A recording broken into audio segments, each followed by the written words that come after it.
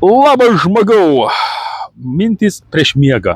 Vėl pasidarė populiarus žodis sankcijos. Dabar kokį ten veda 20 tūkstantinį, 20, 50 sankcijas Rusijai.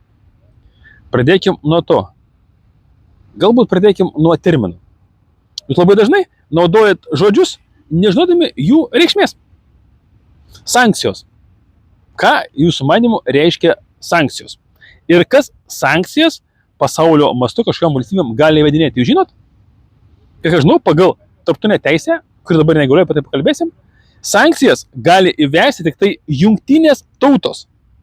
Pagal tarptautinę teisę, pagal kurią mes tipo ale gyvenam. Ir tokių atvejų buvo. Jeigu gerai atsimenu, berods tai Šiaurės Korėjai yra įvestos jungtinių tautų sankcijos. Daugiau aš šalių nepamenu, nebent dar kokia nors Iranui gali būti įvesta, kurią praleidau. Tai reiškia, ta, kas dabar daroma Rusijai, tai nėra sankcijos. Tai yra tam tikrų piliečių, politikų ar valstybių kažkokie tai vienašališki ribojimai, draudimai ar dar kažkas. Nu, okei, tiek to. Jūs vis tiek nesusimasysit greičiausiai, kodėl naudojat pratingus žodžius, gal dėl to, kad norit atrodyti pratingesni negu esat, gal kam ir domėtis, pasakė ir gerai. Dabar kitas dalykas, tiek to, pavadinkim tai būdą sankcijom ar tais ribojimais. Koks tikslas, aš kitos komentaruose, koks yra tikslas sankcijų ribojimų vedimas Rusijai? Man gali pasakyti? Labai norėčiau sužinoti. Tai greičiausiai, tai kad Rusija sužlugtų. Aš dar berods 19 metais YouTube kanale Labas žmogau. Vienas iš pirmų mano video buvo, kad sankcijos Rusijai, Rusija tik tai stiprina. Bet prieš 6 metus ir šis mano video iki šiol turi aktualumą ir išsakytos ten mintys, kaip tenai, išbandytos laiku. Kiek Rusijai sankcijų 1010 įvesta? Bent vienas tikslas yra pasiektas. Kas? Rusijos ekonomika iš 5 nuvėjo į 4 vietą. Toks buvo tikslas.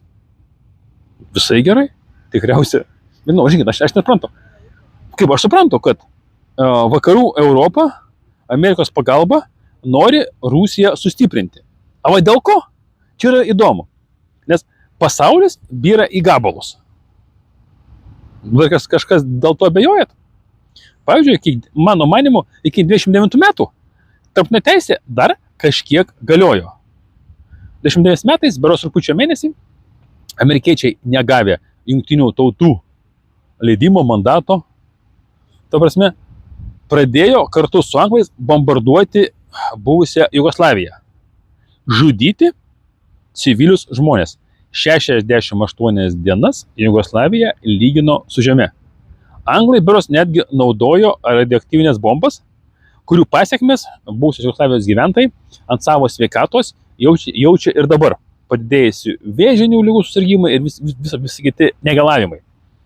Tad, tarptautinė teisė nebegalioja. Tai reiškia, galioja kažkokia kitokia. Realpolitik arba stiprioji teisė. Tai ką tai reiškia? Tai reiškia, pasaulis byra į gabalus. 90 metai. Tarybų sąjunga byrėjo į gabalus.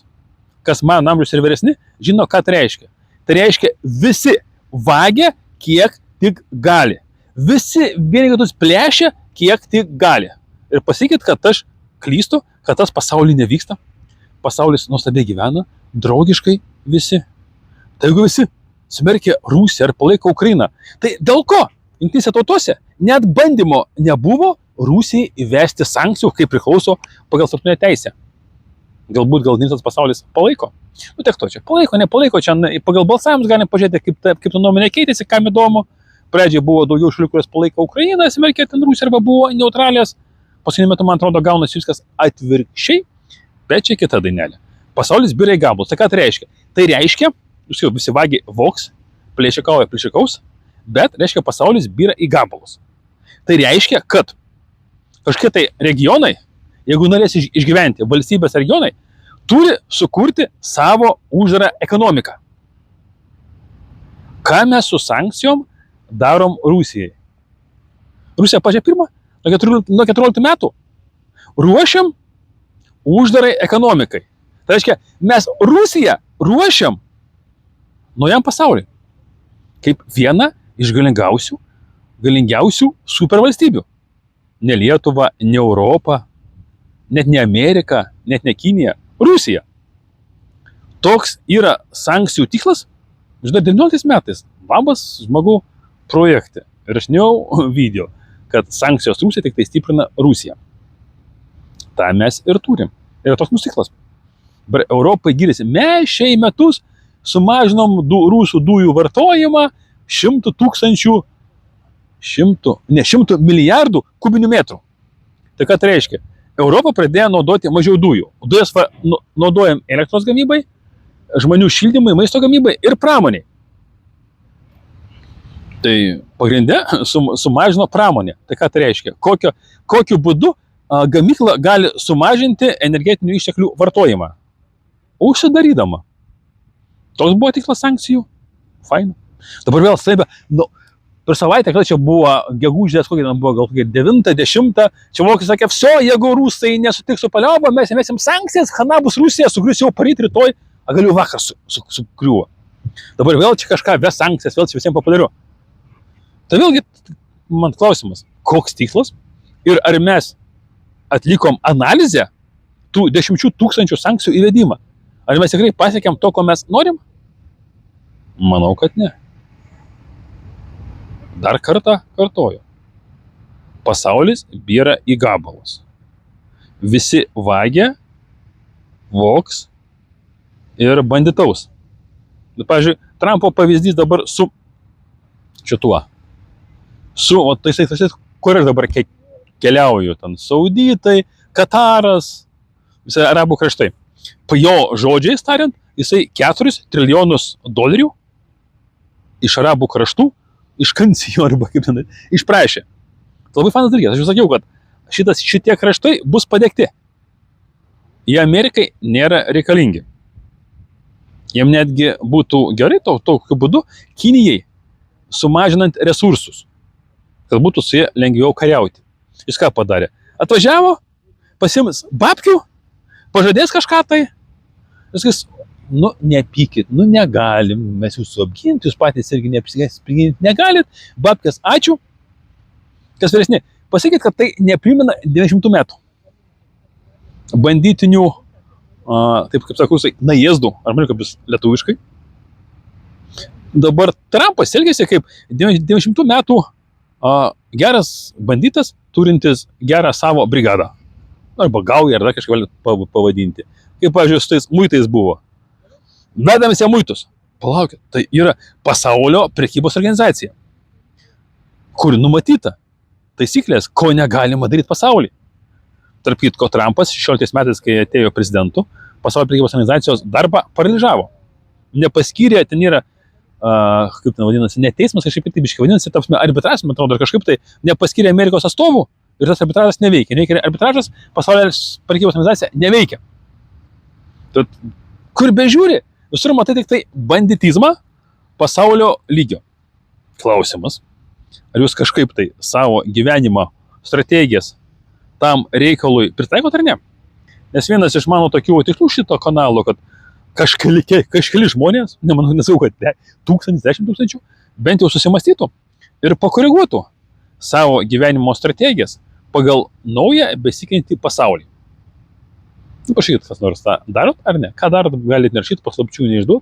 Nors apie tai mes kalbam kanale, yra pas mane video, kaip pasiruošti šitam nuostabiam pasauliui. Jis aišku nuostabus bus, bet labai mažam žmonių kiekiui. Taip pat mes eilinį kartą su naujom sankcijom dar kartą pastiprinsim Rusiją, paruošim ją naujam pasauliui, kad jinai pirma pasaulį įžengtų į tą naują pasaulį ir plėtotų savo supervalstybę. Iš esmės, kai kaimynas supervalstybė ir jau tu turi smegenų, ko pas mus dabar yra deficitas didžiulis, bet žinot, badas ir baimė mirti. Iš principo, kartais smegenis grąžina į proto, jeigu jų dar yra likučiai. Su jaunimu liūdniau, su TikToko žiūrovais liūdniau, ten jau likučių proto nebėra, ten nieko nebėra ko grąžinti. Bet šitie mūsų senieji komunistai, sėdintys valdžioj, tie tai blembačkai, tai gerai buvo apmokyti, jie praėjo gerą partinę mokyklą. Pas juos kažkada tai turėtų įsijungti savisaugos instinktas. Tai jaunesni ten jų vaikai arba jaunesnioji karta, tai ten tolko nieko, tolko mes matėm ant Laisvės nuosaiko proto partijos, pavyzdžiui, kas nors juos atsimenat?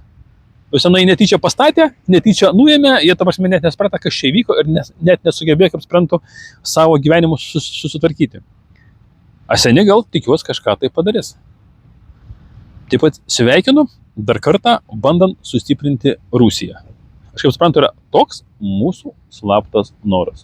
Prašykite, kad šitas senis čia važinė pasaukęs Afrikas, Arabų kraštus, nieko nesupranta, nusišneka ir mes Rusiją jau susilpinam ir to jau Rusija sugrius. Nu gerai, gal paryt. Nu tiek to, nu gal kada nors. Gal net ne šitą šimtmetį. Bet kažkada tai sugrius, kažkada sugrius. Visą laiką viskas šitam pasaulyje, nieko pasaulyje nėra, viskas yra sukūriama, turi savo gyvenimo ciklą ir griūna. Taip pat ir jūsų gyvenimai.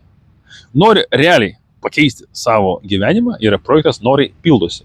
Čia šiek tiek pasakoju, kad kažkokia tai, nežinau, būtų atsirastų informacija ir kažkokia nors atsirastų vidinė motivacija. A visi vertingi dalykai, čia yra pora video, kaip reikia fiziniam pasauliu pasiruošti. A visi kiti vertingi dalykai yra Noriai pildosi YouTube kanale. Einat, darot, keičiat gyvenimus ir tada jūsų gyvenimas bus nuostabus, žiūrėsit, kaip kiti žudysis, narkašinsis, eis į alkoholizmo liūną ir baigs savo gyvenimą ne taip gerai. Kaip jūs? Su tuo ir sveikinu.